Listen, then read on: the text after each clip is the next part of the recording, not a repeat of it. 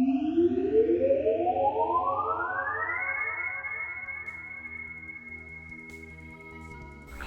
again! Today we're talking about first level characters. Aw, isn't they so cute? That one's like a troll. Maybe not so cute. Well, whatever. The point is, we're talking about characters who are just starting off at first level. So, how do we define what a first level character is supposed to be capable of, and what overall kind of stuff should they be doing is? Well, first and foremost, you need to know the genre of the game. Odd of a choice? Not really. Think about it this way. In high fantasy games, people want to go out and slay dragons. They want to be capable of killing stuff. In horror games, the whole point is that stuff is trying to kill them, and they're typically just random normal people with minimal to no combat training. As such, even the start of the power curve will be drastically different between these two. So, let's start with high fantasy to begin with, since that's sort of your archetypical RPG. The idea here is that characters will want to be able to fight big, scary dragons. But if a player can beat the crap out of a dragon at level 1, they're honestly going to feel rather disappointed. Dragons are supposed to be big, scary things. They're iconic. And taking out a dragon as a newbie just kind of cheapens them. So we know for a fact that players shouldn't be able to kill dragons at level 1. The players want something to look forwards to, some way to feel that the game has progressed and gotten more interesting.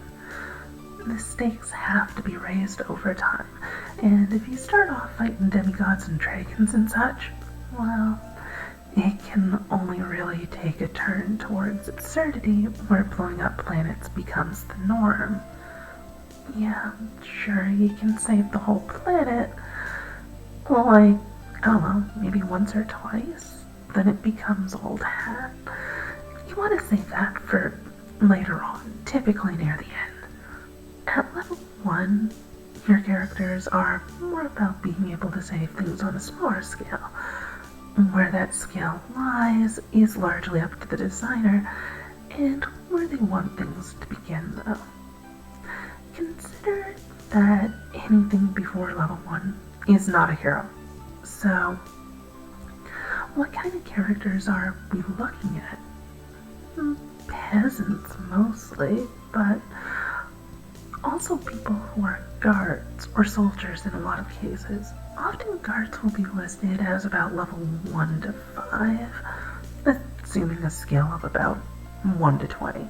The thing is, if you're a level 1 adventurer capable of striking off into the big scary world filled with monsters, why are you even considering this when the guy who trains every bloody day and is way stronger than you isn't willing to step outside the town's walls? You may need to think about what level 1 actually represents. In most games, it's listed as the starting point for adventurers, or whatever class you have. You have a bit of combat training, and can probably hold your own in a fight with some kobolds. Thing is, that's not a particularly strong starting point, but it's strong enough that it almost necessitates a level 0 to describe anyone weaker than you, which gets into some odd territory. The idea again is that most of the time in high fantasy, level 1 characters represent people who are a little bit skilled and able to get in a fight and get out again in one piece. Maybe 2 or 3 pieces at most. Few enough pieces to be stitched together without magical help anyway.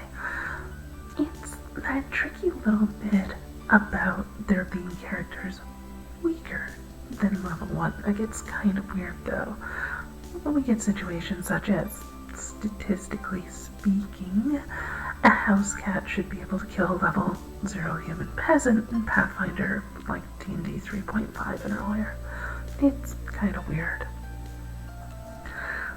This can sometimes be remedied by spreading out the first few levels. Say levels 1 to 5 or 1 to 10, where these are non-heroic levels. In this manner, though, you might get a range of characters that are stronger or weaker, but not really fit for fighting dragons. A spunky youth who just decided to strike off into the world is fine as a level 3 or so in this scenario. After all, if there are monsters right outside the town walls, the chances are pretty good that nearly everyone in town will have at least some degree of combat training. We're not talking like standard humans, because the fact of the matter is, if you have to worry about monsters when tending the fields and crops, yeah, you're going to carry a weapon with you that you know how to use. This is something often forgotten in high fantasy. There are bandits and monsters bloody everywhere. Walk 5 minutes down the road and bump into some orcs. At that point, level 0 humans wouldn't be a thing logically. They'd be wiped out way too easily. Guards would have to be able to be strong enough to reasonably defend against monster attack with minimal to no casualties, or the town simply wouldn't last more than a few months before it ran out of guards. As such, we can assume reasonably that your average adventurer would only really start making their way out into the world at probably a skill of about level 5 or so. This is a little bit weird though, because of how that alters your scaling across the entire game. And that would leave lower levels available for lower powered campaigns logically, so it's sort of good, but the thing is, it's logic on an evolutionary scale. Without the average guard being able to kill an orc with moderate ease, and without the average town person being able to deal with giant rats on their own, town simply couldn't exist in a high fantasy world. The logic on a player's level, however, is a little different, and that's why we tend to start at level 1, not level 5. See, from a player's perspective, most of them aren't thinking about these kinds of things. What we're looking at for level 1 is really the first playable level of character, strong enough to have an impact on the world so that they feel like a hero without being so strong that the hero can fight dragons. Typically speaking, this also includes being relatively safe for the first level or two. Most characters haven't had time to specialize in much, they don't really have lots of options or such to define them, and as such, this means high fatality rates aren't really fair against people who aren't able to make decisions and choices to counteract such. Sure, you can kill a guy who went, full 100% physical defense and ate a fireball to the face, but that's because he didn't opt to spread his defenses out a bit. It was a choice, and he paid for making a poor one. When you're level 1, most games don't give players much choice. It's usually pick a class, pick a race, pick 1 or 2 small things like equipment or stats or abilities and such. You don't get a ton of control over what your character does at level 1. Typically, so you don't put them into situations that penalize them for choices they couldn't make. So, how strong a character can be at level 1 largely winds up being tied to how many options you want a player to have at level 1, oddly enough. The more options and choices, the more you can penalize players for bad choices. The thing is, choices take time. If you want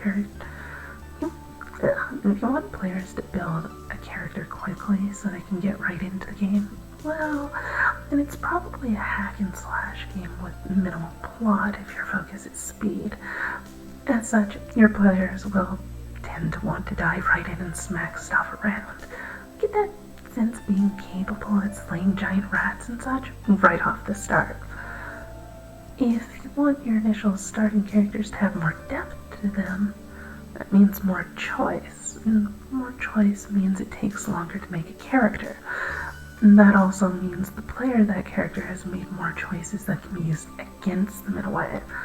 If they opt to be allergic to apples, for example, then having them visit an apple farm to kill off some monsters suddenly makes that choice mean a lot more. The point here is that more choice means less power, oddly, when it comes to level 1. Choice is power, but power is relative to what you fight. If a player doesn't have the choice to customize their character, they don't have much power. So the enemies have to be scaled down in power level. A player who can make a lot of choices at level 1 has not only a stronger character, but a more versatile character with the options they chose. And since there's more choice and investment, there's bigger threats they can face. Relatively speaking, roleplay intensive games will typically have enemies be stronger than the player at level 1, while combat-focused games will have the level 1 character be more competent comparatively. It's a bit weird since it's backwards to what you'd expect. The stronger character is weaker in practice, but that's how game design tends to go. In short, you basically want a first level character in high fantasy to be strong enough to be fun at level 1, but to have lots of room to grow. How strong they are compared to their surroundings, however, is based upon how many choices the player has to customize their character. The more customized a character becomes, the less safe they are when compared to the world they're in. Anyway, that's high fantasy and such. If we move into other genres, such as the aforementioned horror, then we find things change a fair bit. In horror, a character isn't meant to kill elder gods, like, ever. Not just at low level, but they're really not supposed to be able to fight things just in general. It's about the fear of running into something you can't reasonably defeat. You can't save the world, only postpone its inevitable destruction, and that aspect changes things for the characters. They're super strong. They never will be. The scaling later on is minimal, so it's okay for characters to be very weak at the start. Your goal isn't to have them kill dragons, so they don't need to be able to stand up for themselves in a fight, so much as be able to avoid getting into a fight in the first place. Each genre is a little different. Science fiction often has characters be strong in terms of skills, but not in combat, because once you get to the point of using guns and lasers and such, it doesn't really much matter how skilled you are. One hit and you're dead. This is also true of an axe, but most people, including players, have an easier time rationalizing away an axe to the face for some odd reason. I don't know. The point for science fiction is that a character may be able to point a gun and shoot, but they probably can't take a hit from one without lots of armor. Equipment, therefore, has much more value than personal power levels, so the character's strength boils down to how they're able to do other stuff, like piloting a ship and repairing its engines and so on. Each situation will be a bit different, each genre unique, but for the most part, the key is to consider the range of what points you want characters to be able to play at. Typically, we skip over the boring parts of a story, unless a character has really interesting childhood. We time skip to being a young adult, just going off on their first real adventure. As such, you typically want your player characters at level 1 to be able to hold their own. They are the young adult just going off on their first real adventure, even if they're 40 years old. This includes systems without a leveling system. Even GURPS or White Wolf has progression. And a character with exploits is still essentially the same as being level 1. Really though, as stated, just keep in mind that you want your players to be strong enough to have fun in the setting they're going to be playing in, but not so strong as to make it difficult to scale things up later on. That very start of the game is when there's the promise of bigger and better things on the horizon to work towards. Avoid throwing the horizon at them first thing, or you'll have nowhere left to go.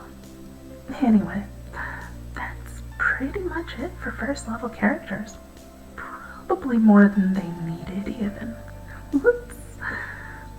Oh, and yeah, standard fare at the end here now. Yeah, you can skip over this if you want. Blah blah blah. Support my games, Saorsa on Patreon. Yeah, I know. Why? Because you'd not be supporting me personally. You'd be supporting something I'm making for the community. Honestly, I don't actually want your money, but unfortunately the project I'm working on needs more money than I was able to set aside for it. If you appreciate these videos and the game I'm designing, it'd be appreciated in return to a little financial support so I can keep working on these things full time. Yeah, I know. Money begging. I suck at it and hate doing it. Like, don't give me money for being me. Do it only because you want to see a great project become an even greater project kind of deal. Yeah, I'm actively telling you not to pay me directly. I said I wasn't very good at this begging for money dealing. Anyway, thanks for watching, and I'll see you next time.